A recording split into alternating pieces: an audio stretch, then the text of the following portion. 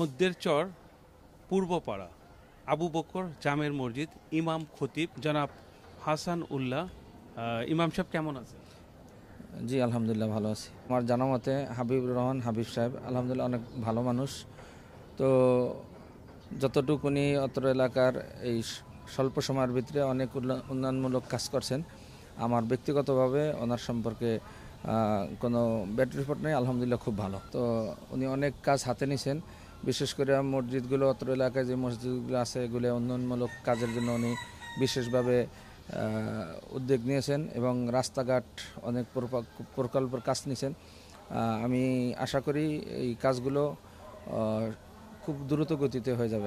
আমি এখন কথা বলবো, তিনি হলেন বাইতুল ফালা জামের মসজিদ ইমাম খতিব জনাব ফাইজুল্লাহ।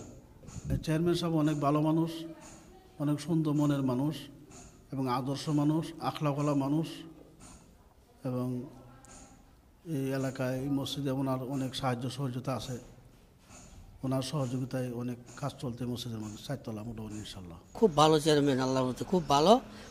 খুব দান দক্ষিণা করতেছে, রাস্তাঘাট করতেছে, বহুত কিছু করতেছে, গরিব অনেক সাহায্য করে।